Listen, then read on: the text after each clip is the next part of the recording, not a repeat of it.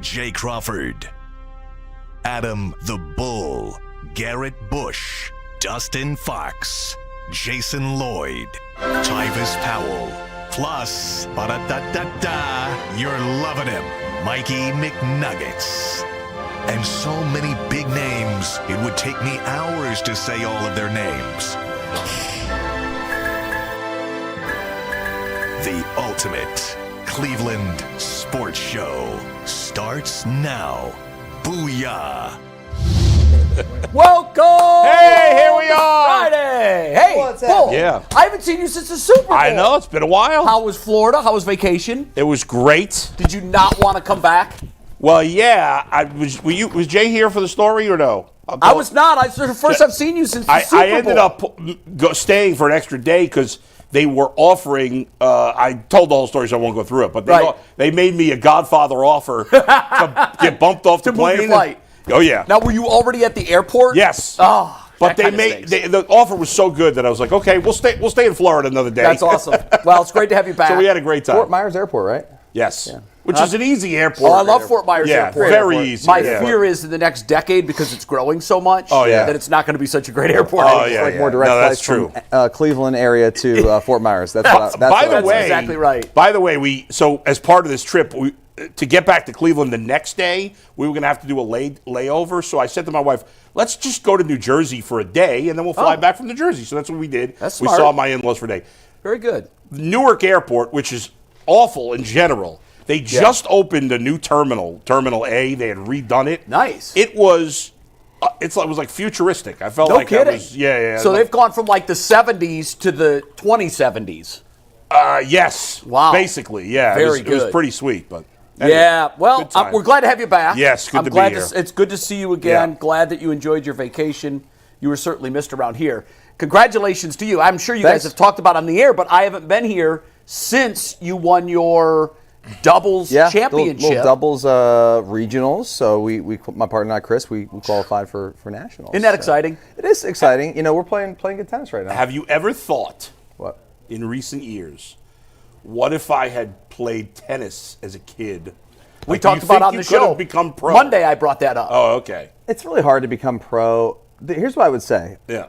I love tennis so much now that I'm probably going to pour the rest of my life into this sport. Wow. Where if I started at 6 years old, I may not love it the way I might love be burned it. out. That's true. That's I may not very love true. it the way I love it now. Did you like Yeah. it when you were a kid I or didn't no? know anything You about had it. no interest. I had no Yeah, interest it's in fascinating. I had brought up Monday, I wonder what if, because you're a superior athlete. Right. I wonder, and tennis is loaded with great athletes, but it doesn't get America's best athletes. Right. Not at True. all. And that's Yeah. why American tennis has faltered internationally. Right. And I had brought up Monday, what if at 6 he'd walked into his first country club and said, Dad, I love this. I know you want me to play football, but this is my passion. Yeah. Like, I wonder how far you could have taken this thing. I wouldn't for a second discount the idea you could have been a professional tennis player. I mean, definitely at the professional athleticism, it's the skills of the game that would take some time. I've improved a ton. But you the can last learn couple those. years. The athleticism you right. can't. True. So my game would have been different, but I don't know. I'm just loving the sport so much right Yeah. now. I'm glad that I have a passion in my 40s that I can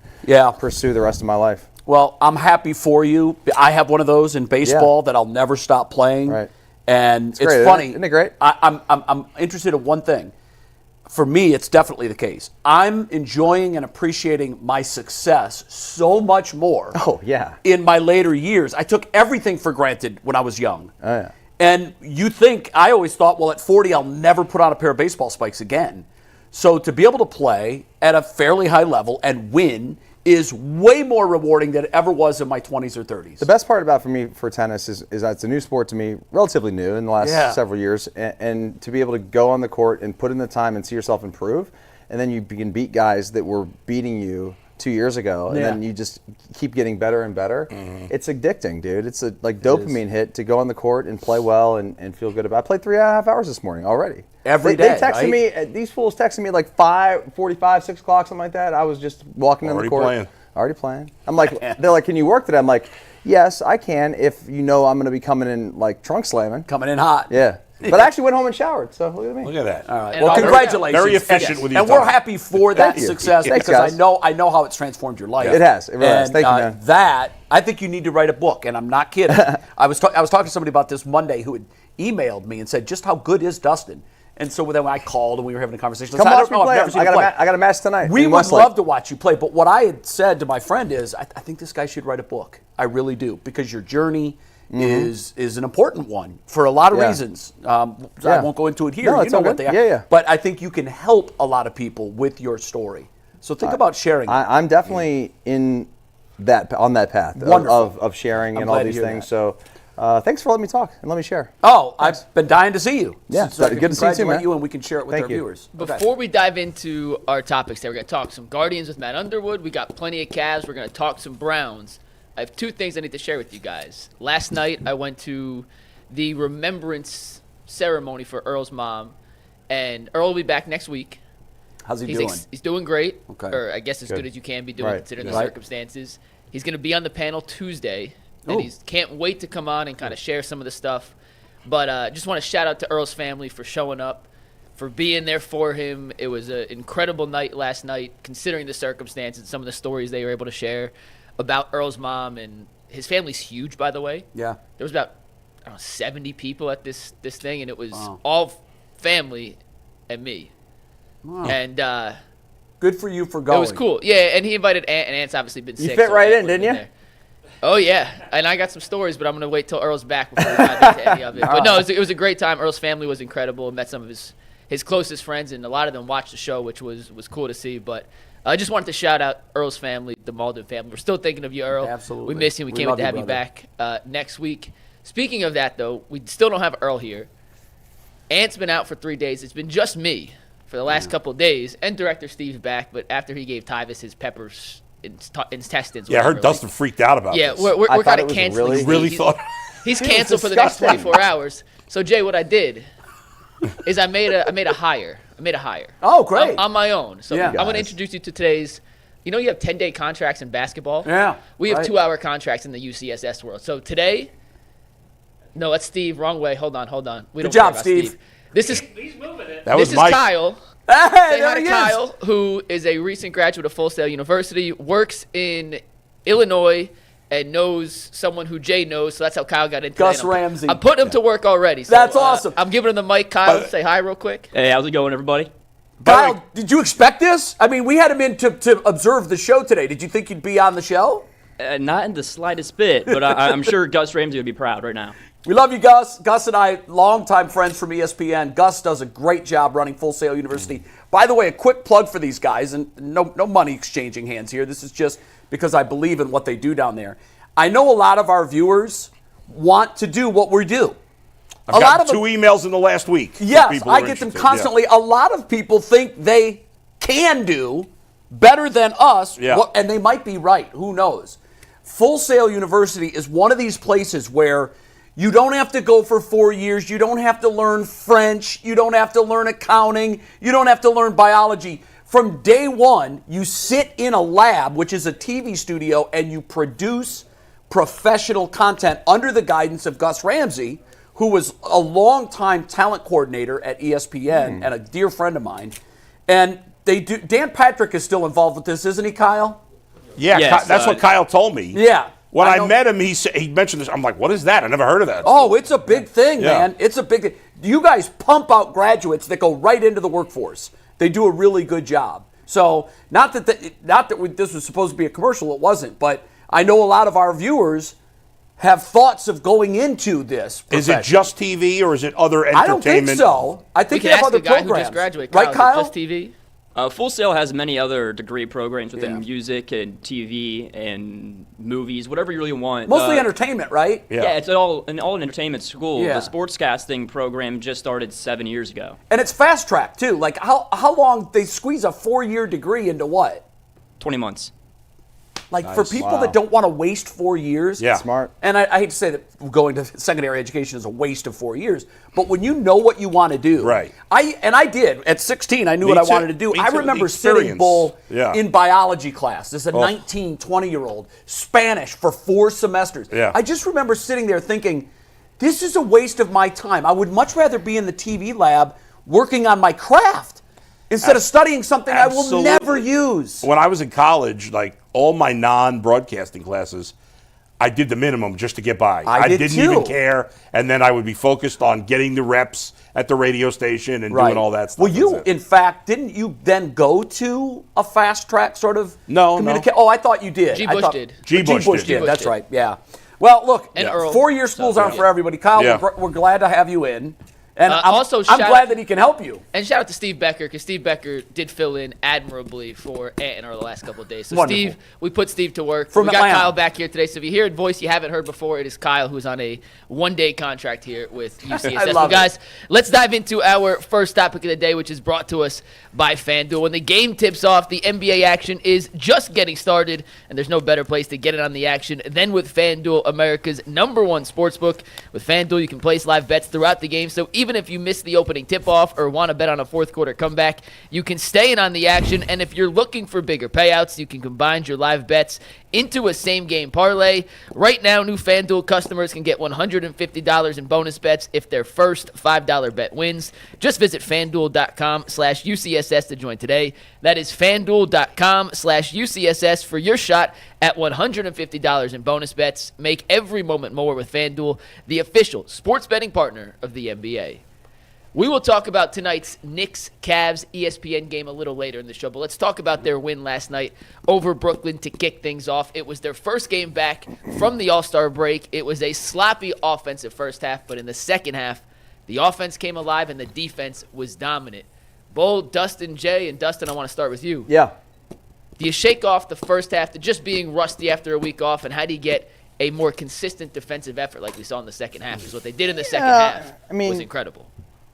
I would say that every team, every game, first game off the All-Star break, for the most part, every year, if you watch these games, I've got degenerate friends who all are, betting the under on this. So last night, unders went 5-1, which tells you something. It's a little sloppy. Teams coming back off the break, kind of easing their way back into things, and that's what you saw, I think, in the first half. And really, Donovan started turning it on at the end of the first half and took over there in the second as well. But their defense is great. I mean, the Nets couldn't score. I mean, in the fourth quarter, they went into full lockdown mode, and the Nets couldn't really do anything. So you also probably, you're the Cavs, you're looking ahead a little bit to tonight and this weekend, nationally televised games as opposed to playing, in Brooklyn against a terrible team. You're just looking forward to probably just getting back to Cleveland and getting back on the court here in front of your home fans. Go ahead. No, you go. Well, I full disclosure, I didn't watch the whole game. I was glued to the hockey. So Most Which people we're are. going to talk about later. Yes, Yep. and I'm glad we are. I followed it very closely, though, and I saw, wow, this is close. This is close. I check it out. Oh, wow, we don't look sharp. I think what it was, do you know how, Bull, when the Guardians, I don't know if they're doing it this year, they're not, but a lot of times, like the Pirates in spring training, before they get into their MLB Grapefruit League schedule, they will play Allegheny University. Yeah, sure, yeah. I think the way the Cavs looked at this game last night was, we're playing Allegheny University. Mm-hmm. We're getting ready to gear up for the spring training portion of our season, which will get us ready for the regular season. And I think the Cavs looked at this as, we've been off for 8 days, we're rusty, we've got a big game tomorrow night, let's do the bare minimum. And I think the reason I think this is important, I think that championship caliber teams with that pedigree, know how to feather the gas and the brake. And in the past, I wasn't sure this team did. But I think last night was a perfect example of how they know when to ease off on the gas and when to hit it. Tonight, they need to hit it. Last night, Right. I think they did the bare minimum. They got the victory. They looked great when they needed to in the fourth quarter. So that's my take. I hate to say it, but because we're critical and we've been critical of the All-Star game and guys not playing hard in the regular season. But the reality is, you're not going to play a 10 out of 10 for 48 minutes in every game. It's just not going to work that way. You better not. Right. And so, they knew they could beat the Nets. with a C effort even. Yep. And when they needed to, they turned it on in the second half, and they did what they had to do. Do you agree that that's what winners are able to do? I think Part so. of professional sports, though, Yeah, too. yeah. I mean, you play so many games where you can't have it every single night for the full 48 minutes. Right. And not that you pick and choose your moments when you're going to turn it on, but they had to do that last night. They just didn't have it at the start of the game. And, Right. And to be fair, not a lot of players did across the league Right. last night. It was a tough night. I'm surprised the 5-1 on the under. I'm surprised Vegas hasn't adjusted for that. Yeah. Because that has been a trend. Maybe they did, and it still went under. Yeah, They could have. The under last night was not high for Cavs Nets. No, it was. Yeah. It wasn't for all of the 24, games. I think, right? And Yeah. I think that because of what you Yeah. speak of, Yeah. but to Bull's point, Yeah. they're really coasting. Yeah. Yeah. Yeah, and I'm not going to, like, Mike, when we were talking about it in the car, it was like, well, is there anything you're worried about with this? And I'm like, no, I'm not worried about this. If over the next 2 weeks, as they play a number of good teams here, starting with the Knicks, if they, get smoked in some of these games, okay, maybe there's some concern there. But because they didn't play great for 48 minutes against a bad team, I'm not going to get worked up. You know what I love was, and I don't know if Kenny Atkinson addressed this before the game or not, if it just happened by happenstance. To me, I would have much rather seen the game unfold the way it did than say the Cavs blow them out in the first half Right. and then look bad in the second half, and then that's your slingshot into the Knicks. Yeah. Instead, we had a gradual build up to let's get back to real basketball, and then the fourth quarter, to your point, like They couldn't score at find all, a basket. dude. I mean, Yeah. and that was effort. 21-6. I think they came out in the start that fourth Right. quarter. It's crazy. And so to me, I like the way, whether it was planned or not, I like the way it unfolded, because at least now they don't come into this Knicks game with, a bad half after a blowout first half. They ramped up. They played their best basketball the last 8 to 12 minutes, and they're ready for tonight. And especially since it's a back-to-back, and obviously the Knicks Right. are playing a back-to-back too, and the Knicks, we'll get more into that in a minute, but they had to go to overtime. Their best guys played a lot of minutes in the first game good back. for us. So that's an advantage for the Cavs. It's a sign of a good basketball team when you can play a C minus game and win by double digits. Yeah. And granted, the Nets are not a juggernaut opponent by any means, but they had won 6 of 7 prior to the break, and they had been the best defensive team over the final 2 weeks of the first half of the season. And it showed in the first half. They actually did a really good job kind of throwing Cleveland off its scent in terms of what it was looking for from an offensive shot standpoint. But they did not play well last night, and they won with ease. Yeah. And at some point over the final 27 games now was you try and, I don't want to say load manage, but minute manage some of these guys to be able to win by 12, 13, 14 points in a game where you have your C game is a great sign and a testament to how good this Cavaliers team actually is. How critical is it, Mike? You talk about load management in this last, 25 games or so. I don't think that we've made a big enough deal or talked enough about the fact that they have a 5.5 game cushion for the 1 seed in the East. That's huge. Did Boston play yesterday? They were off. They did. No, they won last Oh, night. they beat did. the I thought they Sixers were. by like Yeah, that's right. I saw They that. won. So there's Yeah. it's still 5.5, but Yeah. they're actually up 6 in the loss column. Right. So right now, it is huge. We're almost in magic number territory. Right, and the thing is, a perfect scenario is that you lock up that 1 seed with like 2 weeks to go. Right. And then you could really be, you don't want to sit guys like. And the other thing too is they'll still be in it with OKC because they're That's currently true. tied for the That's overall true. one. And so I wonder how Kenny Atkinson will manage that. Well, I wonder if if you look at how they play, real quick, Bull. If you look at how he used the guys last night. First game back out of the break. Right.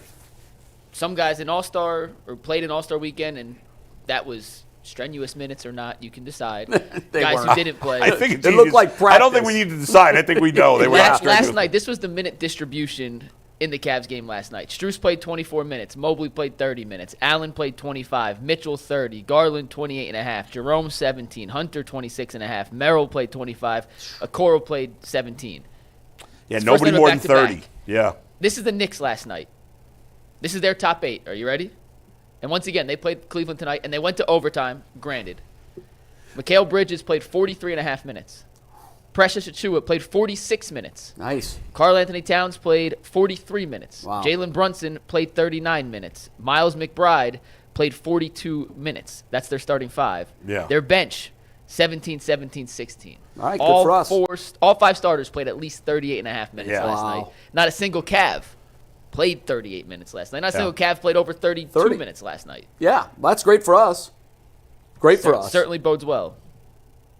I love the load management thing. If you can win and you can control minutes and keep your guys fresh and healthy and ready for the postseason, that's a bonus. I like using guys less minutes in a game rather than sitting a whole game. I agree with that. I think it's better, and it's better for the fans. You know, like if LeBron, don't have LeBron take a day off. Just have him play less minutes. Play 15 20, minutes that night. Right. Whatever. And if you do that over the course of the season, it's still going to come out to the same amount of minutes. But you can sneak in 78 or 80 games instead of 68 or 70. Right. And fans don't miss out on seeing the best players at least for a little bit. I know we're not going to talk about it in today's show, but and there are reasons for this. But it struck me as we were trying to figure out how to make the All-Star game more interesting as we've been watching this Four Nations Classic.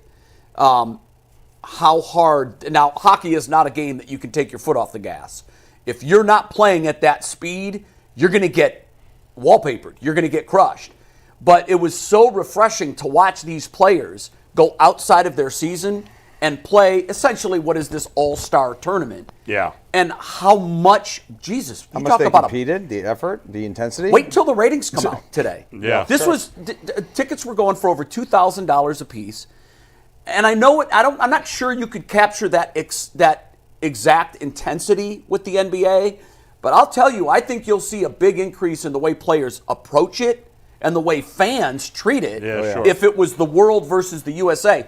Ask any of those guys that were either in the building last night watching in Boston or that played in that game. That was played like Game 7 of Stanley Cup playoff finals. I've been watching hockey my entire life. That game was incredible, high intensity. And it meant technically, it meant nothing. It wasn't for a gold medal. No. It was for pride. No, even that is something, by the way. Yeah. It is, but that's what I'm saying. Sometimes the most important thing. It's not like it was a gold medal. Like in 2010, they beat us, same score, same exact scenario, a gold goal in sudden death, 3-2 in the 2010 Olympics. And this Team USA has been carrying that for 15 years. And they had the opportunity last night to change it. And it was very disappointing that they didn't. But I bring all that up to say it meant almost more than an Olympic gold medal to the U.S. Probably not to Canada, but to the U.S., it's all they've got right now, and it would have helped erase some of those devastating losses in the past. Even baseball, and a lot of baseball fans have poo-pooed it, but the World Baseball Classic, was it last year or 2 years ago? 2 years ago. Well, last year was Trout, Japan Ohtani. and USA, and we got the Ohtani and the Trout at bat to end it. And that was oh amazing. My God, high drama. And the players were into it. They were. Big time. And especially the Dominican players and the players from the countries that have long been fighting for the respect they think they deserve. Sure, That's their chance to show it. By the way, right now they're doing some preliminary rounds of the World Baseball Classic leading up to the next World Baseball Classic. And I saw yesterday that the South African team, I didn't even know they had a team. Wow, I didn't either. Maybe new in the mix, pulled off a hidden ball trick. Oh, really? Yeah. I love it. I love it. Which is wild. Real quick on the Cavs defense last night in the fourth quarter. I wanted to mention this because before the All-Star break, I think it was the second last game before the All-Star break against Minnesota, Jared Allen in his post-game presser when they beat the Timberwolves said, we're not necessarily happy where we're ranked defensively. We're number 8, 9, depending on the night. We want to be a top 5 defense. We still think we can be a top 5 defense. And in the fourth quarter last night, and it was more the whole second half, but particularly in the fourth quarter, they put the clamps on Brooklyn, and Brooklyn's not a great offensive team, so take it with a bit of a grain of salt, and it's the first day out of the All-Star break. But completely took Brooklyn out of what they were trying to run offensively with a lineup that did not have Dean Wade in it yet. Right. But it had size, length, athleticism, and the versatility to switch everything that Brooklyn wanted to do. And once again, Brooklyn is not Boston. Brooklyn is not the Knicks. It'll be a different test tonight against New York. But the way they were able to counter every action that Brooklyn was trying to run by switching and keeping guys in front because they didn't have a defensive liability that you could just straight up hunt and say, this guy's the guy we're attacking, that's a top 5 defense. And right now I'm looking at the defensive rating. They're 8th. They're 2 points behind Boston for 5th. Wow. I think they're going to make a conscious effort to try and climb into that top 5 status by the end of the season, and it is certainly obtainable. And now with all the weapons they have in Kenny's arsenal on the wing, when Javonte Green gets into the fold for the regular season, with DeAndre Hunter, Dean Wade's playing tonight for the first time in 2 weeks. Okoro played last night after missing 14 games. They got a chance to, when they need to get stops, be able to put out a lineup that can, on paper, force any offensive fivesome to get and take difficult shots, which is all you can ask for. That's what you want in the playoffs. I mean, that's why this trade was made. Crucial in the playoffs. I love it. I absolutely love it. I think that I think you're right. They are going to be at the end of the year probably a top 5 defense, as constituted right now with the players they have on this roster right now. I know you don't want to wish away the regular season, and it's enjoyable in the playoffs. Wish it away. If someone told me the Eastern Conference Finals start tomorrow, Game 1 in Cleveland, I don't think I could be more excited about it. Yeah, no, I'm fine. I'm actually, when LeBron was here, it really was, we'll see you in the finals. But now I think we can enjoy the whole postseason. I know you're saying Eastern Conference Finals, and yes, if they don't make the Eastern Conference Finals, it's a disaster. It is. But I think we can enjoy, because the Cavs are good. I don't think they're good enough that they're going to just demolish these other teams in the other rounds. Right. I mean, I would expect them to win the first round comfortably, but if they play Milwaukee or Indiana in the second round, I don't expect them to sweep that series. I could see either of those going 6 games. Yeah, it'd be competitive. So I can't wait for the playoffs because Can't wait. Yeah. It's time. Give me I some know, warm you've weather, said the too. regular season's Warm weather, dead being to you. outside downtown Yeah. Cleveland, give me those days. Yes. Fast I'm ready. forward right now to I'm ready. I'm to- so to done May. with February. Give me some May. Oh, yeah. It's the Weather's shortest terrible. month of the year. For some reason, it This weather seems like it's sucks. been going on for 100 days already. Jay, I know you didn't watch the game. Bull, did you see it live last night? Some of it. I was in and out. Steve, take 299 full. Just watch this first play from Evan Mobley. Jay didn't see this. Check this out.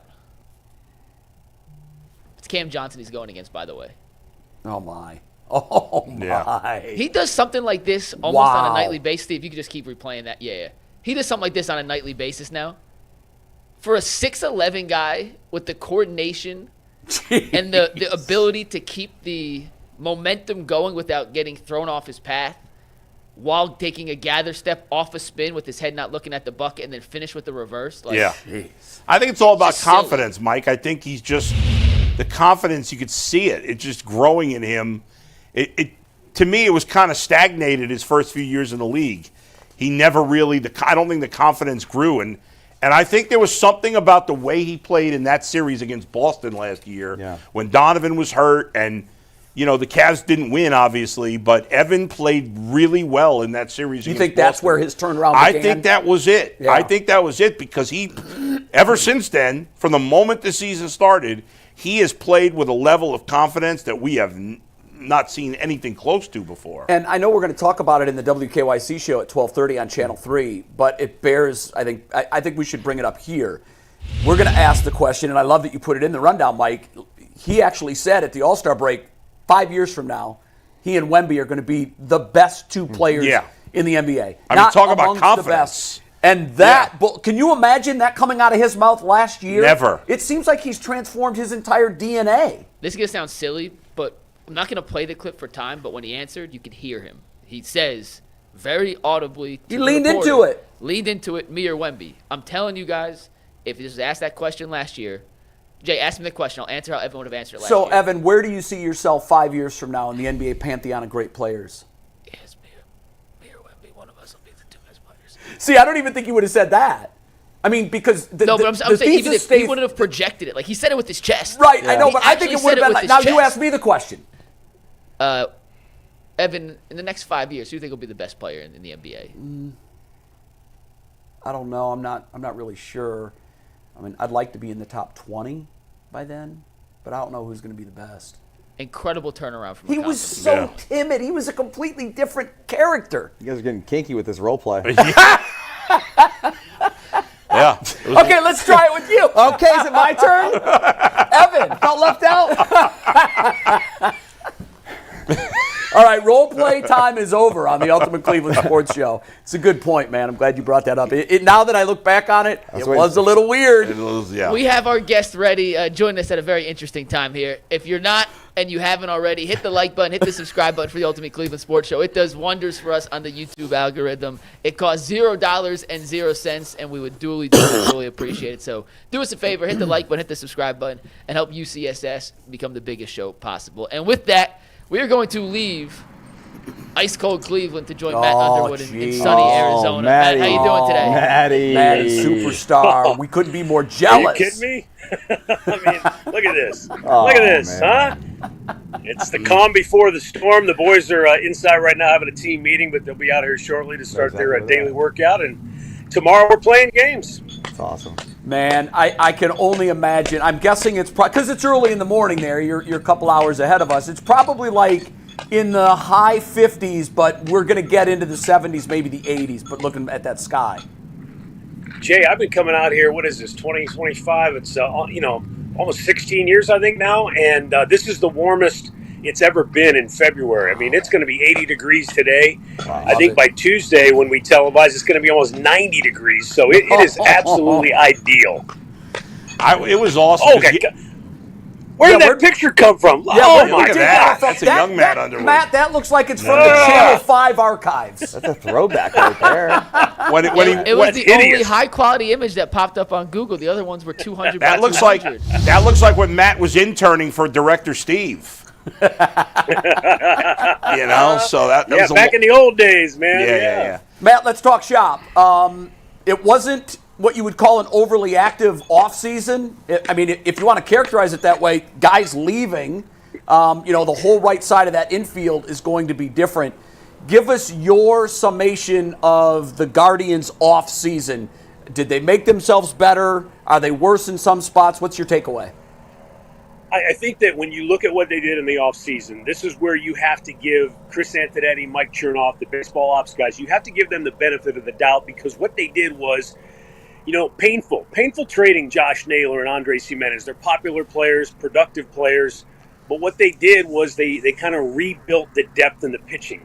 And this is an organization, the bedrock for the last 10, 15 years has been pitching. So, with those two trades, you bring back 4 pitchers in return. Luis Ortiz right there. He goes right into the starting rotation. Slade Ciccone, former number 1 pick from Arizona. He'll be fighting for a spot this spring in the starting rotation. Possibly could be a piece in the bullpen.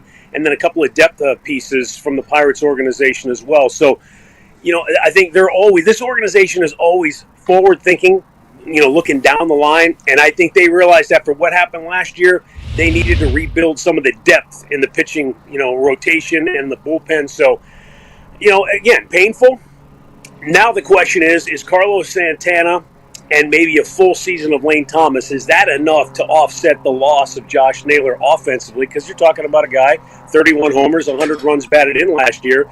But Carlos is going to upgrade you defensively. He's coming off his first Gold Glove with the Twins last year. He looks like 39 years old. He looks like he's in his mid-20s. The guy is in phenomenal shape. He's going to want to be in that lineup every day. So, it remains to be seen. But I think with Carlos and a full season of Lane Thomas, based on what we saw last year, especially in the postseason, there's a productive hitter in Lane Thomas that with a full season, maybe those two guys could offset the loss offensively. Unfortunately, Matt, though, you're also without the David Fry, who's going to miss half the season, and there are still some major concerns. If as good as Carlos Santana still is at 39, he's probably their third best hitter. That's scary when your third best hitter is 39 years old. I think what you have to hope, and again, fingers crossed, right? Yeah. You have to hope that guys take a big step forward, like Kyle Manzardo. We saw him last year, struggled in his first go-round. When he came back in the postseason, especially, he had a couple of home runs. He looked like a more confident hitter. I think he's a guy that's going to slot into that DH role while David Fry is on the mend. I think you hope that he continues to progress offensively.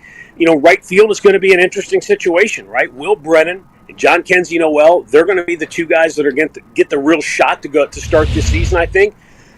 But and unfortunately this has become a rather large if Chase DeLauter stays healthy, guys, I'm telling you, he's built like Adonis. I'm watching him yesterday.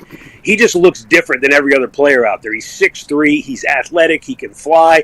And I'm watching him doing live BP against Luis Ortiz, and he took a swing. It didn't even look like he swung that hard, and the ball went halfway up the batter's eye in center field out here. So that's a guy to keep an eye on. If he stays healthy, he could be in the mix at some point this year too. Matt, you mentioned Chase DeLauter, Travis Bazzana, along with Manzardo, who's already in the big leagues. Those are your 3 best, young players, 2 top prospects. Do you think if they kill it in spring training, Bazzana, DeLauter, can they make the club out of spring training? I think it's a long shot for both of them. I think, especially for Bazzana, who just came out of the draft last year, I think he still needs some development time, and they're going to give him those opportunities. But again, this is limited opportunities, but from what I've seen, this is a guy that can hit. Defensively, he probably still has some work to do because obviously if you're going to slot in at second base, those are huge shoes to fill defensively for this team, regardless of who wins that spot. But I think we'll get some opportunities to see Bazana. I think DeLauder's in the same situation. I think because of all the time he's missed with, injuries, they're going to want to see him play at AAA, maybe get some at-bats under his belt. But at some point, if you don't get the kind of productivity you're looking for in right field, I think there's a very real chance that we see him at some point this year.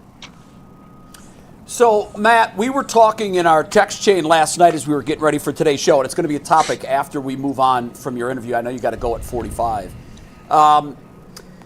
The time range to come back from Tommy John is technically 12 to 18 months. Means is coming back from his second Tommy John. 12 months would put him to June. 15 months. I don't mean to cut you off, but John Means spoke to the media today. Steve, you take tag. Oh, he did? Okay, great. This is from Zach Means, Zach Meisler. I just want to read you what he said. Okay, wonderful. John Means says he's aiming for an August return. Well, that was going to be my question. Also targeting a midseason return. Yeah. Guardians rotation this summer could look vastly different from what we see in April. So just want to give you that. No, update. I'm glad you put that out there because in the text chain yesterday, I was saying, look, guys, I'm not sure that the Guardians or Means are sailing on him pitching at all in 2025. I think the fact that he's gone through this before, actually some people will say, well, it's harder the second time around. I've talked to guys that have had it twice, and a lot of guys I talk to say the lessons they learned from their first rehab helped them to come back in a shorter time frame the second time. I love the fact that he's targeting August. Realistically, though, Matt, and I'll throw this out to Bieber as well. What is a realistic, not optimistic, what is a realistic time frame for when we could see Bieber back on the hill and Means? I think realistically, with Shane Bieber, given the historical data, you're talking All-Star break. But, I mean, I've already seen him throwing out here. He's throwing off the mound. This isn't just he's throwing off flat ground, progressing to 90 feet. He's pitching bullpens. I mean, again, I think he's going to be ahead of schedule. But having said that, he is going to listen to the doctors. I think one of the big reasons that he re-signed and came back here was because he's seen the success this organization has had with guys that come back from that surgery, mainly just last year. I think with Matthew Boyd, he watched that process and how that worked. And I think that's one of the reasons why Shane said, you know what, I'm in a really good spot here in Cleveland, and I'm going to go through the process. So he's going to lean on the medical guys, but he looks great. I think he's going to be a guy that's going to push them and maybe get there ahead of schedule. With Means, I think August, like what we saw last year with Boyd, he's a guy that maybe joins you for the stretch run and could be a valuable piece because that's when, guys might be leaking a little oil. He could come in and give you a boost. And we didn't even talk about Trevor Stephan. He's in a different situation because he's a bullpen guy. He doesn't have to build up all the innings and get ready. But I think you'll see Stephan probably by or if not before the All-Star break to be a guy that comes in and helps an already unbelievable bullpen. Speaking of that bullpen, Matty, how concerned should we be with Clase and how he ended the season, in the postseason, I should say? Because he was so dominant last year and has been so dominant. But you know how these things go with closers, man. It can be the best in the biz one year and then out of the biz the next. It kind of fluctuates. What are your thoughts on him going into the year? Before I answer that, Dustin, I want to tell you how out of shape I am. I got to keep switching arms to hold up this phone. Hey, it's spring training for you Oh too, my Matt. gosh! That's I got to get back in the gym. This is embarrassing. So, Dustin, I'm going to acquiesce to the manager on this one because Stephen Vogt talked about this yesterday, and he said in his mind, Clase made 3 bad pitches in the postseason last year. He said he hung 2 sliders, and he hit a pitch that only Aaron Judge could hit out for a home run. So in his mind, it's not that Clase ran out of gas or that he pitched poorly. He hung a couple of sliders and got beat by one of the best hitters in the game. So he is not worried about Clase at all. Clase is in camp and looks phenomenal. And I don't think his confidence was shaken one bit by what happened last October. And that's something that historically could rattle a guy going forward. I don't think we'll see that with Clase. And I think what's nice, too, is when bringing in a guy like Paul Sewald, gives Stephen Vogt, another option. So maybe you can, I don't want to say ease off the throttle with Clase, because this guy shows up, he wants to pitch every game. But it gives Vogt at least another option. If you need to give Clase a day off, he can go to Paul Sewald and feel like, hey, this guy has experience, he's done it before, and I think he's going to be a really good fit for the back end of this bullpen. Love to hear that. You mentioned Sewald. I was going to kind of follow up with the rest of the pen, and more so the eighth inning guy. You think it's going to be Hunter Gaddis, Cade Smith, another option as well, or Sewald? Who do you think? I think what Stephen Vogt loves is having options. I don't think he's going to pigeonhole anybody into that role and say, you're just the eighth inning guy. I think he's got guys. He knows Hunter Gaddis can get him out in that situation. He knows Cade Smith can get him out in that situation. He knows Sewald from his 1 year coaching in Seattle. And, obviously he feels very strongly about what he can do. So I don't think anybody in that bullpen feels like, well, I only pitch the 6th or the 7th or the 8th. They know Clase is the guy in the 9th. And everybody else is ready when that phone rings. Matt, the other team, of course, that trains in Goodyear, the Cincinnati Reds, have a new manager this year, and that's our old friend Terry Francona. Have you seen him, and what's been the buzz about Tito being back as a manager again?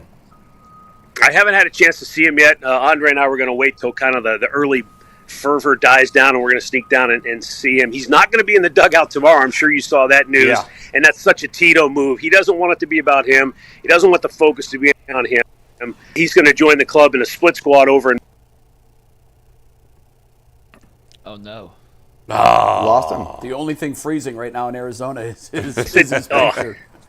We got him you got back. Me? Hold on. Okay, yeah, we got it. There he is. There we go. So I was talking to Tito. We were texting, and he got down there first day of spring training, and I said, tell me you pulled into our driveway and not the Reds. And he said, absolutely. I went to the wrong driveway on the first day of spring training. So that's typical Tito. But, look, he wants the focus to be about the Reds now, not about his relationship with Cleveland. You know that's special, and it'll always be special for him. But he's got a new job. He's got to get those guys ready for the season. But we televised the game against the Reds on St. Patrick's Day. I bet we'll see him in the dugout for that one. Yeah. I hope so. I really do. And we wish him all the success in the world.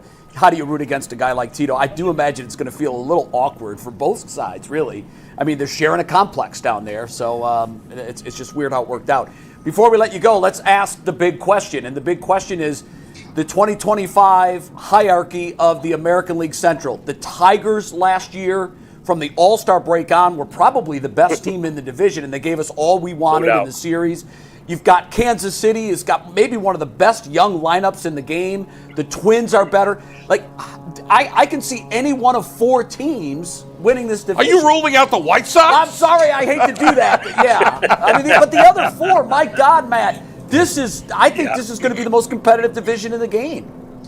I think you're right, and I think what we saw last year was the developing of true divisional rivalries. With Bobby Witt being a young player and this team being one of the youngest teams in baseball, it's going to be fun to watch these teams battle back and forth. Same with the Tigers. The Tigers did make some off-season moves. They got some veterans in there, but they're still a young team on the rise, and I think it's going to be fun. I think every time we play the Tigers and the Royals and, of course, the Twins, those are going to be heated, intense battles. And we haven't really had that in the Central Division. You might have a year where it's one team against another team. But you're right. This is a year where all 4 of those teams are going to be clawing and fighting for every inch of ground that they can gain. And I think last year what we saw with Stephen Vogt is a team that got off to a fast start, something they never really did under Terry Francona. So that could be something to watch. If they can get out to a fast start again this year, I think that's going to give them the confidence that they can repeat as Central Division champions. Yeah, I lied. We have 60 seconds. Yeah. Where the heck are we going to watch the games this year? What's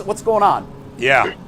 Okay. So you know about the streaming service. So in the past, games were blacked out on the streaming service. Now you can go to CLEGuardians.tv. You can get the whole season for $99.99. $100. You get all the games that we televise, and then they're still working out the details on the cable and DirecTV packages. But we hope to hear something on that in the next couple of weeks, hopefully. And as we get closer to opening day, that all those details will be released. Obviously, as you guys know, they don't ask my input. I'm not involved in the negotiations, but I think the key is the streaming service gives people the ability great. to watch the games that were shut out for the last couple of years. Yeah, that is a huge, huge development. Yeah. Listen, we can't wait to listen to you and Rick and Andre and the whole team bring us another exciting season of Guardians baseball. Matt, enjoy that weather.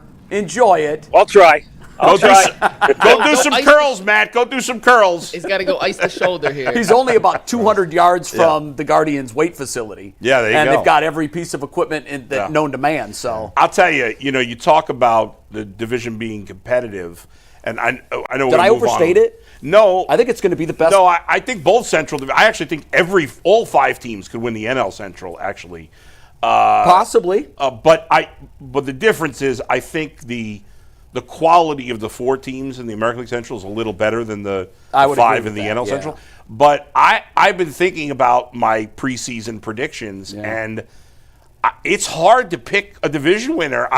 Right now I've got it between the Guardians and the Royals as my top 2. Wow. So you don't have the Tigers? I think the Tigers will be good, but I think what they did at the end of last year was not sustainable over a whole season. Right. I like them, but I could see, and we saw this with the Guardians 2 years ago, I could see them taking a little step back before making a big step forward the following year. We'll see. They have some really good young pitchers. Wow, they're pitching. But I mean, I think they have the best pitcher in the game right now. No doubt. I think Scooble's that good. The division is as good as it's been ever, I think. Yeah, it's tough. And by the way, yesterday was the first spring training game overall. The Cubs played the Dodgers. Did you guys see that Bobby Miller, the Dodgers pitcher? Yeah, the line drive back at him. Yeah, right. 106 miles an hour. It was terrifying. Right on his head. Terrifying. Line drive? Yeah, Yes. he was able to walk off the field. Obviously, he's in concussion protocol, and supposedly he's okay. But that was horrible. Yeah, you can't defend 106. You can't get out of the way. Yeah, Too close. You're too was close. a You're about bullet. 53, 54 feet Yeah. from the batter's box, from home plate when you finish. Yeah. And you're still finishing your motion when the ball is actually being struck. And at 106, it's on you. Yeah. You cannot defend that. As the hitter, I'm curious. Like Michael Bush is the hitter. He's the Cubs' first baseman. I wonder if that affects you at all. It's got to. Because you don't want to hurt. You could kill somebody. I know it hasn't happened very often, but it's possible. Ray Chapman, Yeah. 1920 or whatever. That was. Well, that's why they use the wood bats, right? Well, yeah, I mean, that's amongst other reasons. Yeah, they'd hit the ball 580 Oh, my feet. God. Guys metal would die bats. if they played with I wood watched one bats. time Jim Thome hit BP at the Phillies training facility in Clearwater. Yeah. They had a metal bat guy that was there demoing bats for college kids, and he grabbed one. And there's like 18 lanes on the, US 19 on the right, behind the right field stands at Clearwater, and I think he hit it over the entire highway. Oh, my gosh. It was Crazy. something to see. All right, quick reminder. G. Bush, who's usually in on Fridays, is not here. Is he sick? He's had a dental procedure gone wrong that's getting fixed this weekend. He's back Monday.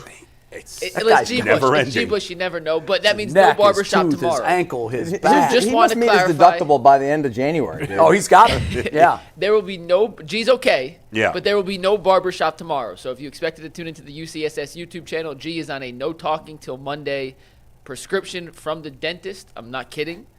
He will not be doing a barbershop tomorrow. There will be no live stream of the Bush Family Show on Saturday night. So no G. Bush content this weekend. Just a reminder, the barbershop is back on the UCSS channel every Saturday at 9 a.m. when G's healthy. He is not healthy this week, so no barbershop. Just Get a well, reminder. friend. Get well. All right, let's talk some football for a second, guys. Yesterday, For Bull, only you a sent me second, Mike? clip. Only a second we're talking about No, we're football? going to talk about 20 minutes here. But you sent me a clip yesterday from Greg Cosell. Yes. And we were unable to play it because Social News Desk is a fraud. It's a terrible system, and I will continue to absolutely berate them on air until they fix the crap that they've sold us. Yeah. Send we him this couldn't play clip. it. I will. Okay. Because you know what? I had to download it off Twitter and upload it because your stupid system wouldn't play it through the system yesterday. Wow, but you're it's a hot over perfect this. lead-in to the rest of the topic. So this is Greg Cosell on Cam Ward, which is going to lead us into the second part of the topic. But this is Greg Cosell on Cam Ward from the Ross Tucker podcast. I would say the one guy that jumped out to me in that way is Cam Ward. Cam Ward has higher level quarterback traits. I mean, he's got a live arm. He's got a playmaking dimension. He can work efficiently from the pocket to all three levels of the defense. He can throw with velocity. He can throw with touch. He's got arm strength. He can layer throws. he can make plays outside of structure clearly. We saw that a whole lot. Now, there was a looseness and lack of discipline at times to his game. I'm not a coach. I'm never sure how coaches deal with that, Ross. And I'm not comparing him to Patrick Mahomes, so I don't want people to think that this is a direct comparison. But I remember when Mahomes came out, there was a big concern about that with him, that there was kind of a recklessness to his game in college, and there were a lot of people that were concerned about it. It's why he was not the first pick in the draft. And obviously we know what's happened since. But, so I think there's always a fine line there. I'm not sure how you channel that as a coach. But to me, Ward would be the quarterback that, if I had to make a list, would be quarterback 1. So before we get to the recent mock draft things, Bull, you sent me the clip yesterday. What's your reaction to Greg Cosell giving some praise here to Cam? Well, I think it's interesting, and who knows, Greg Cosell doesn't give opinions. Well, I should say he doesn't. He looks at the facts, looks at the tape, and then tells you what he sees. He's not going to say, well, I think this guy's going to be a great quarterback. He talks about traits and things he sees, and he's better at doing that than anybody else that I've heard. He's top shelf. He's the best. Yep. So there's been a lot of what I would call groupthink on the quarterbacks to this point, with people saying that Cam Ward and Shedeur Sanders are, you keep hearing, they'd be drafted after all 6 of the guys from last year. Well, based on what Greg Cosell's saying, I would say that's not true, at least about Cam Ward. I don't know about Shedeur Sanders. I also watched something from the Dominique Foxworthy show. He had some draft guy, I think, who played in the NFL. I can't name his name. But he also said that he thinks Cam Ward, if he was in last year's draft, he said would have been the 4th quarterback taken ahead of J.J. McCarthy. So I was already in favor of the Browns taking a quarterback. And like I said, I trust Greg Cosell more than anybody on this stuff. So to me, if I'm the Browns, I'm doing whatever it takes to get Cam Ward now at this point. Wow. Yes. Yeah, just off Greg Cosell. Well, I already wanted a quarterback. Yeah. And if Cosell's saying there's a clear difference, he knows better than me. If he's saying there's a clear difference between the two, then I'm going to go with Cosell to break the tie for me. Yeah, we sort of go back years. Cosell, I met him years ago at NFL Films before I even started working with you at the Fan. Right. And I actually got to break down film with him. And, dude, the guy to be is amazing. so amazing. This was in 2011. Very good. He has an office right there at NFL Films, and he has access to every single tape of everything. And works his tail off. off. Oh, my God. It's just, and takes the emotion. there's most of us have emotion involved in these things. Yeah. He has no emotion involved in this. None. He can watch Shedeur Sanders play on film and not even think about Deion Sanders. No, right. Which is a good thing. Yeah. So I like his take on Cam Ward. I've been a Cam Ward fan, more so him than Shedeur all year. In fact, we go back to when we had Bernie on mid-season talking about Cam. And Bernie loves Cam. Yeah, he's a you guy, so you matter. Yeah. But no, in all seriousness, I respect Cosell as much as anybody, and that just reaffirms what I think, that he should be the quarterback the Browns take. Now the question is, will he be there at 2? I don't. That's risky. Bull, help me on this. The year Achilles Smith came out, who was the other quarterback? Who was? It's a big. It wasn't as big as Leaf or Was it Manning, Couch? but it was Achilles Smith. Wasn't It that the same year as Bengals Couch? took him. Same year as Couch, right? It may be. It was Tim I think it was Okay. 99. Yeah. So I remember distinctly hearing Achilles Smith being mentioned by a lot of draft gurus. Yeah. He's going to be the guy. He's going to be the guy. Now, interestingly enough, I'd forgotten that it was Tim Couch. Yeah. Neither guy ended up being the guy. Right. And that's entirely possible what we could be looking at Of course. this year. So, although Donovan McNabb was drafted in that draft. well, we talked about there's always one nugget. Almost There's always, a quarterback, like even the 2022 With draft. Purdy, yeah. Brock Purdy, who was the last player taken in the entire draft, he ended up being the best quarterback. Right. Odd, but it happens. Yeah. If you go back and you look, and this is a fascinating thing to do. I haven't done it recently, but I used to do it a lot. I would go back and slot the quarterbacks that were selected in any given year, 1995. Let's go back and look at them. And now that we have the benefit of the results, it's fun to look at that. I used to do the same thing with college recruiting. Wow, this guy was the number 1 overall recruit. This guy didn't even finish college. Wildly off base. And a lot of different opinions, you get a lot of different things. because there is no consensus, and I think we can safely say this is one of those drafts. This is Akili Smith and Tim Couch. It's also Ryan Leaf or Peyton Manning. Now, in that draft, there was one colossal bust and one all-time great. Mm-hmm. And that's the one that's most fascinating to me is, wow, how could all of these experts be 50-50 split right down the middle? I mean, I think they got the cover of Sports Illustrated before the draft. Like, nobody knew who the better quarterback was going to be. The consensus on this draft is there isn't a consensus. There isn't a slam dunk. And because of that, and because of how valuable this number 2 pick is, I don't want a dice roll. I don't want, well, God, 50% said this guy and 50% said this guy. I wish, it didn't work out that way, I wish this was a Joe Burrow draft. Right. But it's not. But what I would say, though, Jay, is it's 50-50 from people who do this for a living, mock drafters. And, you know, we don't know what the coaches and scouts feel. No, we don't. There will be one. The Browns will come down on one side or the other. Even if they don't take a quarterback, they're evaluating them, and they're still going to grade one player higher than the other. The only thing, I'm just trying to minimize damage here. As a Browns fan, I'm done trying to swing for the fences because we strike out when we do that. I think you would agree with that. We've swung for the fences a lot. We've swung for the fences as much as any organization with the draft because we've had so much draft capital. We've struck out a lot. At this point, I'm trying to change the course of history. I want different results with this draft than we've had in past drafts. So for me, I got to take the dice roll out of the equation, and I have to go with the most certain thing. There's never a lock sure thing. Abdul Carter could end up being the second coming of Myles Garrett. He could end up being out of football in 2 years.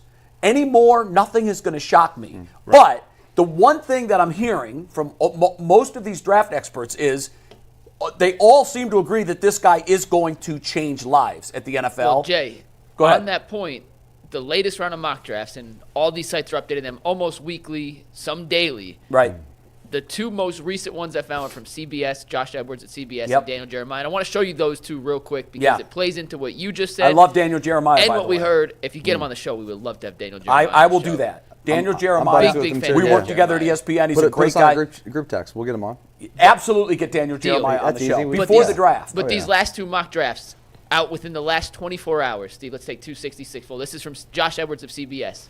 To your point, Jay, the surefire can't-miss guy, at least on paper. Yeah. Carter at 1 to Tennessee.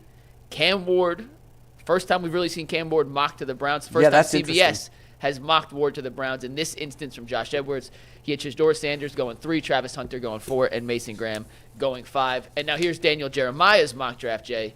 Same thing, Tennessee. And his point for picking Abdul Carter, Tennessee, was new GM, can't miss. I want to go with the safest prospect. I think can make a difference. Yeah. That's Abdul Carter. But he also had, look at number 2 there, Cam Ward going to the Browns. Yeah.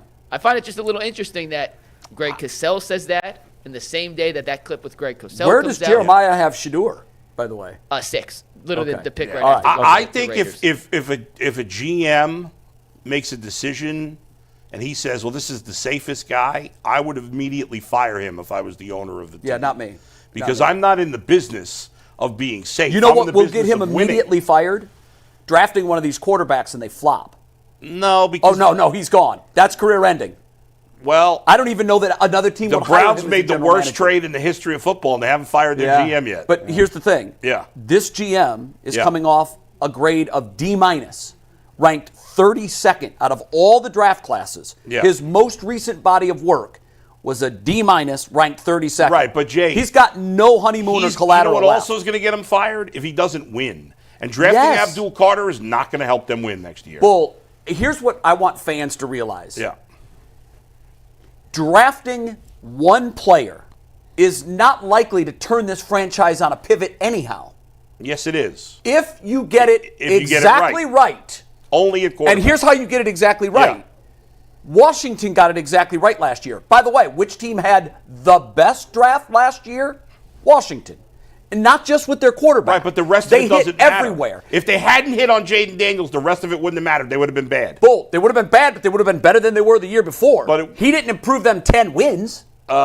He did most of the improvement. He did a ton of it, but to discount, like, is a quarterback worth plus 10 in one season? No, but no other player is worth anything. No, it's worth more than one. I'm not going to argue with you on that. I agree. He was worth a touchdown a game. You damn well better get the quarterback that much.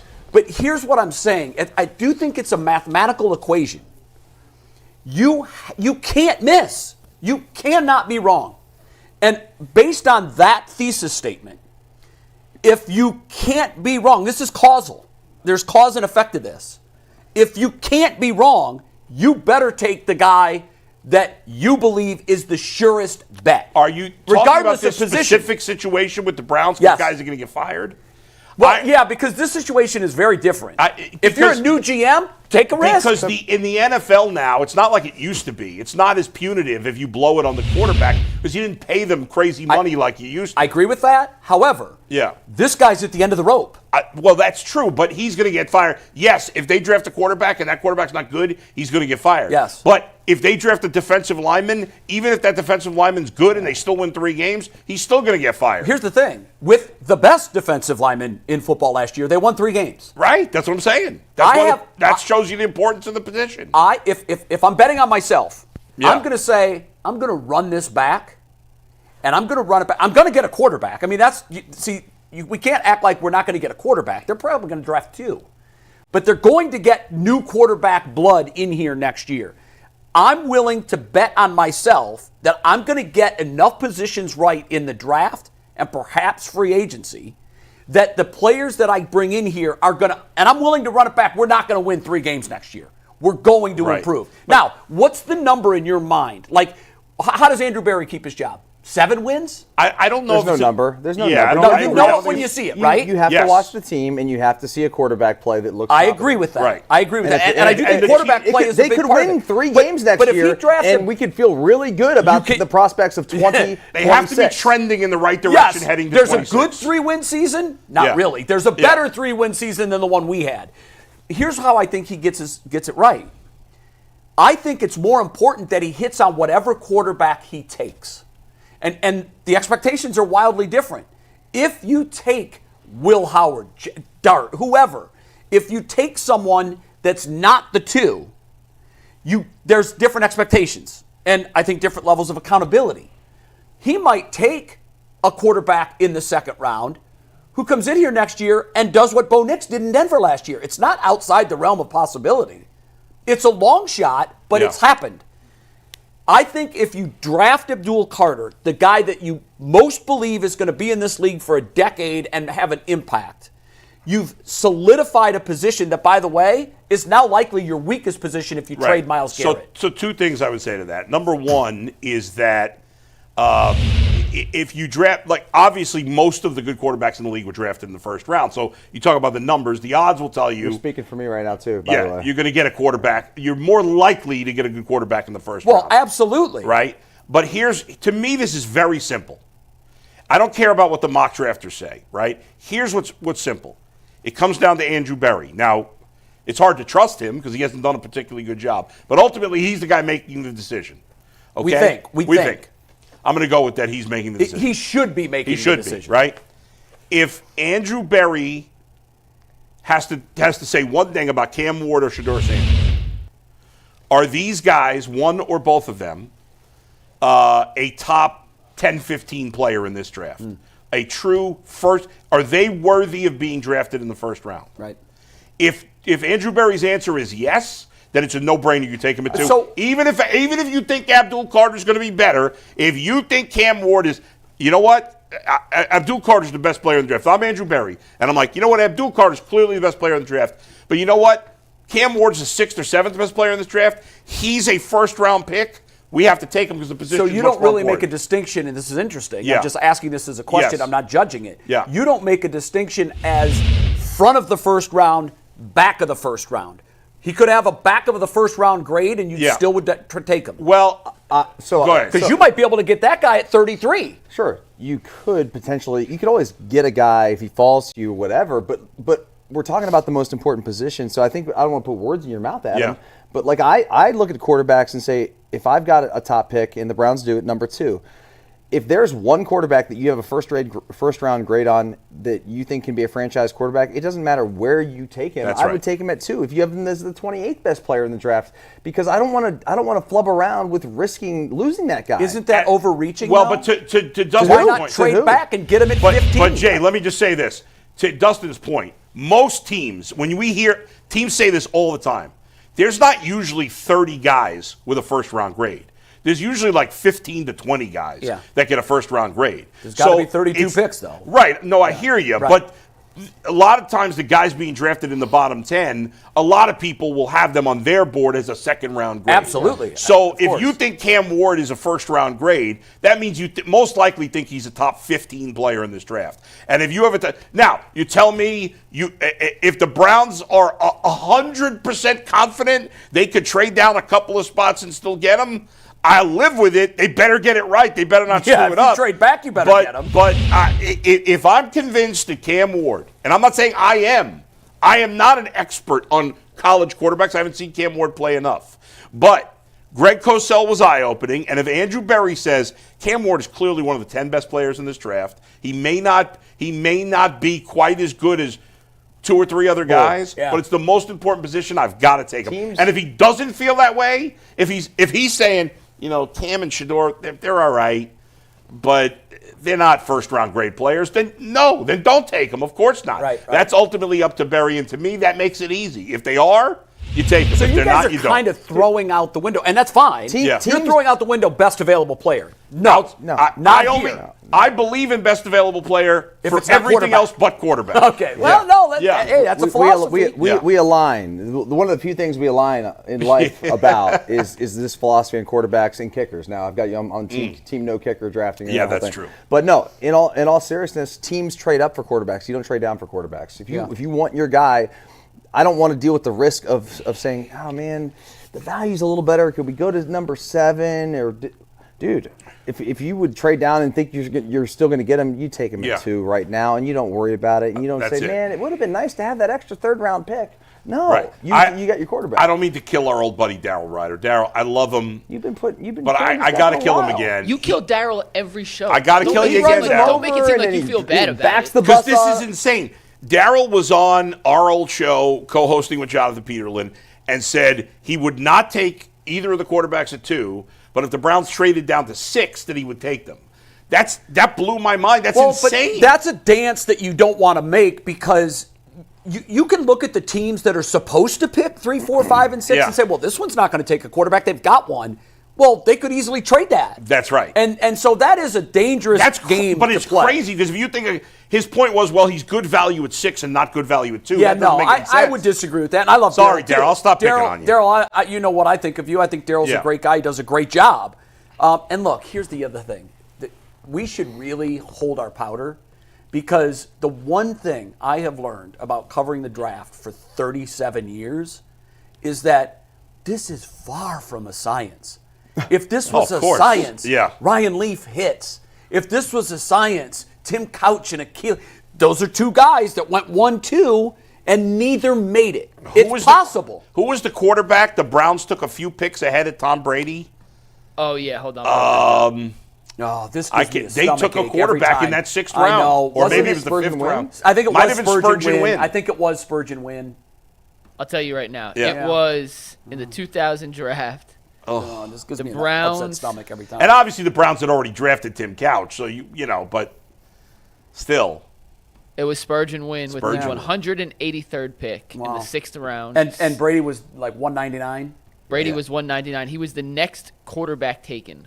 Oh, So Spurgeon Wynn and the next quarterback taken. Was So I Yeah. just bring that up to say, like, we all speak as if we're on the perch of authority. Oh yeah, no. And we're not. That's why I stopped doing and you know that. what? Yeah. I also have learned that when you get it wrong, and it's definitively wrong, you just have to come out and say, you know what? Yeah. Screw Hey, it up. I thought that this would be the way to go. Yesterday, I saw a clip somebody had sent me, a Giants fan had sent me, of the reaction, the real-time reaction when they drafted Daniel Jones. And I was with all of them. I was like, what, Daniel Jones? Yeah, right. Isn't he a Duke guy? Like, what? Yeah. And everybody was going bananas because Josh Allen was sitting there. And so now those. No, that wasn't the same draft. I think it was. No. Was it? No. Josh Allen was there, but it was the pass rusher Josh Allen.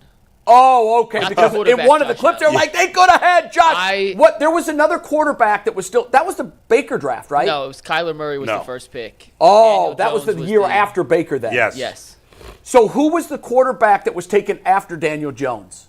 Do I'll we look it up, remember hold on. that? I think Kyler Murray was the best quarterback in that draft, right? Well, he's coming off ended the up being- Heisman, and he's probably had the most success. Yeah, I mean, he hasn't been great, but he's had ups and you know, downs. he's solid. He's all He's right. been a lot like Baker if you think about it. He's had some- Dwayne Haskins, R.I.P. was the. Yeah, the that's next- right. Yeah. That's why I remember it, because it was Dwayne Haskins. Yeah. In the moment, That was not a there's- great there's not a so great ma- quarterback No, it draft. wasn't. In the moment, there's so much real-time reaction where, like, the Jets are going to boo whoever they take. It doesn't matter. Pretty much. Whoever they take, they're going Yeah. to boo. And this is the one thing, I think I mentioned this on the show a couple of weeks ago, and I've got a lot of feedback from it. A lot of people agreed with this, and I don't know if you guys will. I said that the Browns fan base is the most divided fan base in the entire NFL. And it's something we don't really talk about. Like, how do you measure that? Well, I just look at the way our fans react You mean to in general movies. or right now? In general. Right, like Okay. right now. Okay, yeah, With right the now. space and time where we are right Yeah, now. yeah, yeah. And the reason that I theorize that is because we've had no success. Right. Like, the Jets fan base is unified that whatever the team does sucks. That's right. Our fan base is divided in that whatever the team does is perfect, and whatever the team does, regardless of the results, is absolutely awful.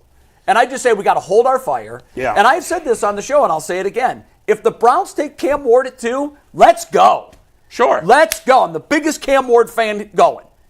I just want to make sure all the conversations are had prior, that we get this right. Because this organization, more than any in the entire league, cannot get it wrong again. We can't.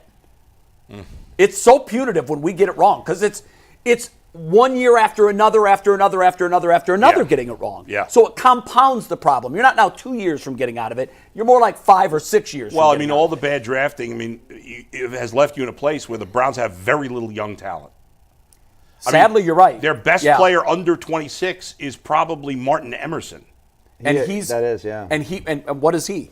Well, a- sometimes he's really fringe- good. a Sometimes fringe he's what is he starter. doing He's an out there? okay player. Yeah, he's a you know? mediocre guy. I mean, Jerry Judy's 26, so Yeah. he's still youngish. He's a good receiver. Well, now that's also a product of trading away 3 first-round draft picks. Yeah, like sure. when you do that, you can't get it wrong, and they got it more wrong they got than it you possibly could. colossally wrong. Now, one of That's the it. reasons they were ranked as the 32nd worst Yeah. draft class was because they didn't have any Sure. first-round capital. Right. So, Pick was 54. but even when you look at what they ended up with, other teams were hitting on 3rd, 4th, 5th-round guys. We Sure. got nothing. Nothing. Nothing. Now, some of those guys, it's Early. You could change. They could change their Early. grades down the line. You're but, right. They could. But didn't please happen. don't get this wrong. Yeah. Yeah. We're going to get a little Cavs Knicks preview in here after a quick word from FanDuel. If you're looking to get tickets to your next event or looking to bet on any action, whether it's the NBA, the NFL, Major League Baseball, hockey, you name it, FanDuel is the best place to do it because it is America's undisputed #1 sportsbook. With FanDuel, you can place live bets throughout the game, so even if you miss the opening tip-off or want to place a bet on a fourth quarter comeback, you can stay in on the action, and if you're looking for a bigger payout, you can combine your live bets into a same-game parlay. Right now, new customers can get $150 in bonus bets if their first $5 bet wins. Just visit FanDuel.com/UCSS to join today. That is FanDuel.com/UCSS for your shot at $150 in bonus bets. Make every moment more with FanDuel, the official sports betting partner of the NBA. Cavs Knicks tonight, guys, 7 o'clock on ESPN. They have 2 ESPN games this weekend. Dustin, is this a sort of measuring stick game Oh, yeah, for absolutely. the Cavs, considering they've only played New York once this season? It's a battle of 2 of the 3 top teams in the Eastern Conference right now. There's no question, and it's a team that we don't want to face in the playoffs if we don't have to. So it's a big game. It's another one you got to have at home. You got to continue to increase that lead, which is what? How many games? 5.5 games? 5.5. On Boston right now. So big weekend for the Cavaliers coming back home right now. I do think last night they were thinking about this game tonight. I do. And the fact that those dudes had to play some extra minutes last night was a good thing, talking about the Knickerbockers. And now they got to come to Cleveland. I'm looking forward to watching this game tonight after my tennis match. Hopefully we get a couple of dubs tonight. Dubs on the court. You got another match tonight? I got a match in Westlake tonight. Really? Mm-hmm. After your 3.5 hours on the court this morning? Yeah, dude, I play 5 hours a day, man. That's awesome. So I anyway, love that you want old school Knickerbockers too. Yeah. I like that. We don't use that enough. Yeah. No, we don't use it enough. It's dangerous word. We don't use Cavaliers enough. We use just the right amount. It's a very dangerous Tonight it is the word Cavaliers versus the Knickerbockers. Yep. You say that's your own peril. Bull, measuring stick game, you were the one that thought that was the appropriate terminology for this. Yeah, I think so. I mean, I don't want to overrate it because the Cavs could get smoked tonight and still beat the Knicks if they played them in the playoffs. And ultimately, it looks like the Cavs will probably not play the Knicks in the playoffs, I guess, because I'm assuming the Boston will beat the Knicks. Maybe that's unfair because the Knicks are playing really well, and they're probably. I thought it was interesting that Mike, you put up the point spread before. I think it's 9. The Cavs are favored by 9. 8.5. I mean, the Knicks are the 5th or 6th best team in the league, and they're an 8.5-point underdog. Yeah. That tells you what Vegas thinks right now about. I think the Cavs. part of that is playing 45 minutes, all your starters. I hear you, Mike, but they're professional athletes and they had a week off. I mean, let's not overrate that. But what's that worth, Mike? 2 points, maybe? Yeah. So if the spread was 6, maybe 3. You'd be like, okay, that's. I mean, the Cavaliers when they were playing the Warriors in the postseason were like 8-point dogs on the road every time they played out in Golden State. So like when you play a good team on the road, right? But that Warriors team was an all-time great team. Okay, we're talking about the 3rd best team in the East, who's played really well against the Cavaliers. No. I'm saying I'm surprised it's not a lower spread. Well, yeah. Oh, you're surprised it's lower? Yeah, he's surprised it's so big. I'm surprised it's so big. I'm surprised. And I kind of am too. I mean, I think last night did have a little something to do with it. What was the spread before last night? 6? 6.5? It probably wasn't out. I think they hadn't played. Well, Cavaliers, they're getting the love, and they are, but they covered the spread. They do cover, dude. So look, what are you gonna do? Make it 6 and give people money? No, I'm just. My only point was that it shows you how good people think the Cavaliers are right now. So based on that, this is an interesting conversation. You taking the points or not? Would you bet the Cavs tonight? I don't stay away. That's a lot of points, dude. This is not the year to be taking points against the Cavaliers. They just don't. I mean, so you're taking. I would definitely not bet the Knicks. It's not. I'd probably stay away from this game. I'd probably stay away from it. I would stay away from it too if gun to head I had to make a pick. 8.5's a lot. They just find ways to cover Give me the the total Knicks. at the end of the day. They covered last night, and they were not covering the whole game. Well, the Nets aren't I feel the like Knicks. they're going to win between 6 and 10 points tonight. I agreed. So that's why it's 8.5's tricky. Right. It's like, do you want to get that extra foul? But I'm excited to see this matchup because it's the one team in the East. I was about to say that we haven't seen them. They did play the Knicks once, but as Mike mentioned, that was like the second week of the season. Yeah. Fourth game. And the Knicks had a lot of new players. We boat raced them, didn't we? No, it came down Garland. It was the first Garland clutch game where he went crazy in the fourth quarter. Oh, okay. That wasn't the. Did we have a big lead on them early? It ended up being, I'll get the final score, but it was a pretty competitive game, but it was the first Darius Garland takeover. Okay. But the Knicks are a much better team now than they were in the beginning of the season. I agree. Because they had a lot of, Cavs had the same team, new coach, but obviously the Knicks had a lot of new players, and now they're healthy and playing really well. I think they've won 8 of their last 10, something like that. Yeah, they're good. I mean, the top 3 teams in the East are really good. They're a notch above everybody else. Mike, give us your expertise. How do you break this one down? Before we do that, the Cavs actually trailed that first matchup heading into the fourth quarter, won the fourth quarter by 10 points, and won 110 to 104. So it was closer, but that game was not the full Knicks squad, or it technically was, but Bridges they weren't playing like they are now. Different team now. I'm fascinated to see how Cleveland tries to defend the Brunson, Karl-Anthony Towns pick and roll. And if you guys haven't watched how the Knicks operate offensively, Brunson is his usage rate is stupid high. They run everything through him, and they have shooters in the corners. And when Brunson has the ball, and you can see in the picture there, they run this high pick and roll with Towns. And Steve, go to Towns' stats. He's shooting through the damn roof this year. I know He's 43% from 3 on 9. It's enabled Cat. His nickname's Cat. It's up 1, Steve. Yeah. Karl-Anthony Towns is too long. But he's averaging 25, 13.5, and shooting 43% on almost 8.5 attempts from deep. The Cavs have the size, and Okoro's done a really good job in his career at guarding Brunson. I'm curious if he gets a little more run. He played last night for the first time in 2.5 weeks, so I expect him to actually get a good amount of burn tonight. How Cleveland tries to negate what New York wants to do with that high pick and roll between Brunson and Cat, I think it's going to be a good test case to see how they want to do it later in the season and potentially in a postseason series. Because Kenny's talked about, and Bull, I think you were on the show with me and Jason when we talked about this. Kenny's willing to try anything. Yeah. And he's talked about it openly. I want to get real-life experience with different coverages, Which with I different love. lineups. And I think we're going to see him try and counter that like 4 or 5 different ways tonight to start to build a repertoire in case this is a playoff matchup of what worked, what didn't, and what do I want to see more of in the third and fourth matchups before the end of the season. What do the Cavs do defensively in terms of Darius Garland? Like, what's the plan with him? In this matchup, Yeah. I mean, right now they're switching a ton, so I think they'll kind of keep that. But I would expect Garland, when you look at who the Knicks usually start, he'll probably start on Josh Hart, considering he's their one non-real shooting threat. Yeah.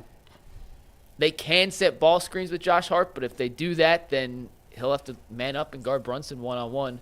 But more importantly than how he does defensively, he's got to rebound and box out against Josh Hart if that is the matchup, because we know and we've seen in the past. Josh Hart. I know. Josh That Hart scares me. will attack the glass with no regard for human life. And if you don't get a body on Josh Hart, you could look up at the end of the game and say, how does he have 16 rebounds and 8 on the offensive end? And when he does that, the Knicks are almost impossible to beat. Extra possessions. Yeah. More shots. So should be a good one tonight. Yeah. I'll be there. Jason will be there. You got to take a pick. Who you taking? I'm not picking against Cleveland at home. No. I don't care who they're playing. If they're playing at the newly minted Rocket Arena, by the way, what do you think of them going terrible. back to Rocket Arena? I don't get it. It's the 4th name in 30 years for this building. I like the Q. That just was the easy. I like the Q also. Also, just keep calling it the Q. Nobody, I they're still not call paying it- us. I still Hell, call it a lot the of Q, people my call it friends. Jacobs Field. The Jake. a I lot still of call it people the do. Jake. Yeah. I got a T-shirt that says the Jake. Yeah. What about the Gund? That's No, terrible. that never Did really. I ever catch on? I saw people No, on Twitter. I no. couldn't tell if that was a joke or if that was No. real. Yeah, no, It was real. Gund Arena for a while. That's I mean, what we they called called it. it that when it was that, but Yeah. then once it became Quicken Loans Arena, the Q was the best nickname ever. Ever. But Yeah. the Rock is not, you don't like the Rock? It's okay. I don't know, man. Whatever. So let's keep calling it the As long as they win, I don't care what the hell they call their building. Yeah, I don't That's either. true. All right, we got super chats here to wrap up the YouTube portion of our show. As a reminder, 12:30 we head over to WKYC TV or the WKYC Plus app. So if you're not in the greater Cleveland area, you can still watch the show from anywhere at the convenience of your phone. What- As Jay likes to say, that I like to say, Oh, it's my it is favorite. 30 minutes and never before seen content. I can guarantee it's never been seen before. So if you're not on the WKYC Plus app or in the Cleveland area and watching on WKYC, you guys are missing out. So we're going to do super chats. Real quick before super chats, Yes. let's talk to our guest, Kyle. We're going to do it at the end. I wanted his thoughts on the show. Yep, Yeah. he's going to give a review He of can his grade first us as day Gus would. on the job. So we'll get to that. But first, super chats. Salvatore the 216. This is in relation to our role playing earlier. That day, Evan gets that bass in his extremely young sounding voice. We are officially winning 3 championships in a row. Yeah. Sal said it first. Remember that. All right. Next one comes from Topo42. Bull, how dare you? As a Howard Stern fan, you should know that J.D. Harmeyer is the most famous of all the Full Sail University alum. Go Tribes. Oh, yeah, that's right. I didn't know that. Yeah, they talk Bad about job it. out of you, Bull. Yeah. You know, You probably heard it, but it didn't resonate. yeah, I guess not. I know JD's a Bengals fan, but that's all. I know he can't talk. He talks like he's got marbles in his mouth. That's not Full Sail's fault. Yeah. Nah, I won't blame them. Chris Lowry says, Bull, Yeah. there is no way the Titans trade us number 1. Besides, if they feel neither are worth the top pick, and I trust the Titans talent evaluators more than I do Cleveland's. Why have they proven they have talent? Yeah, good I talent? wouldn't trust them either. But Yeah. here's an interesting question that I Yeah. just thought of. What if the Browns have a much higher grade on Cam than Shedeur, and Tennessee takes Cam? Now what do you do? You can't reach for the second best quarterback, the one you liked second most. Goes to the same thing I said. If you think Shedeur is a first-round grade, yes. If you have Cam Ward with a first-round grade and Shedeur is a second-round grade, I would not take Shedeur too. Yeah, okay. That's what I would do. Yeah, because that is a distinct possibility. no, And no. by the way, I think that the Titans are playing games. They're sending out smoke signals that it's going to be Carter, and the Browns are sending out smoke signals that it's going to be Cam. I don't the buy Titans any may of be it. looking for a Godfather trade offer. Maybe. Who knows? Yes. Yeah. Boz Crow says, Bull and Fox, 100 emoji right on the QB analysis. And the Gotta love final super chat comes from Mr. McFly, who says, there's an alternate reality where the Browns trade Myles Garrett and are able to come out with Abdul Carter and Ward/Sanders and end up at a net positive. No. I don't see how. The only way you could do that is if you traded Myles Garrett to a team in the top 5 of the draft, and why would any of those teams New England trade would for be- him? yeah, New England New would be England the- is not. New England has. I agree. They got a young quarterback. They have very little talent around him. They're not going to trade it all for a 30-year-old Myles Garrett. Doesn't make sense. Well, there is one thing that you may be leaving out is that if Mike Vrabel is just in love with them after seeing him, yeah.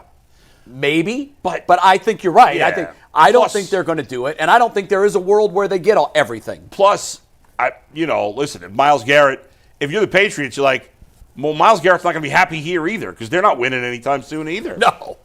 Did you guys see the comments about Aiden Hutchinson saying that he and Myles talked about the Yeah, we don't want to prospect think about that, both but we end up got to in get Detroit? Oh, yeah. Jay, we got to get our final 2 minutes here. Yeah. A review from Kyle. Let's our go. First ever one-day contract. No holds barred. Kyle, how do you think you performed today in your one-day contract? Well, I did my job, that's for sure. Just sat here, enjoyed the show. Bill All good Belichick things- would love that. All good things must come to an end, of course. Some interesting takes I heard there. So, What was your take of the day? Of course, the Browns talk is what gets interesting, right? That's what everyone wants to hear. I think it's too early to tell what they're going to do. We need to see what kind of happens in free agency, see what they do with the Myles And the Garrett combine situation. could change things, right? Kyle, are you from Cleveland? Yeah, I'm from Akron. Oh, okay. There you AK go. Rowdy. So you're a from Browns Akron. fan? I am. All Cleveland. Yeah. I'm sorry. Gotcha. Did you hear the pain in his voice as he said that? I do. Yeah. And he's young. He's Wait a young. second. He hasn't suffered long enough. No, Come no. on. Plus, 26. He's still in the but optimism the stage. Cavs and the Guardians have been good, competitive most of his life. You're right. They've won a Yeah, the Browns have championship. sucked, but still, I mean, you haven't suffered. You haven't suffered long enough, Kyle. Yeah. Give it another 30 years, bro. My son's 11 years old, and he roots for the Bills, and he goes, Yeah. just one before I die, Dad. Like, dude. It's the funniest. It makes me laugh. It makes me laugh every time. Oh, my gosh. That is kid. good. It's pretty cute. Poor That kid. is funny. No, but Kyle crushed it. If he's ever back, we may have to sign him to another one-day contract. Kyle, what's but- your job in Illinois? You're working in media, correct? Yeah, I'm the morning anchor in Quincy, Illinois at WGEM. That's awesome, man. Is that Cubs country or Cardinals country there? It's more Cardinals. You get a little bit both. I would say the biggest population or fan base there is Chiefs, so I have to deal with that. Oh, in I'm terms of sorry. football, yeah, Wow, yeah. yeah, that He could be knows Darren tough. Smith then. Interesting. That could be very tough. Well, thanks for coming in today. Yeah. We got a 30-minute show on KYC. You're welcome to stick around for that. What are we talking about on the big show today on KYC? Mike, you want to give it a plug? Yeah, Evan Mobley, can he be the best player in the league in 5 years? Todd McShay gives his hint on what he thinks the Browns are going to do, and we're talking about that Team USA, Team Canada hockey match from last night. See you then. What a game. Peace.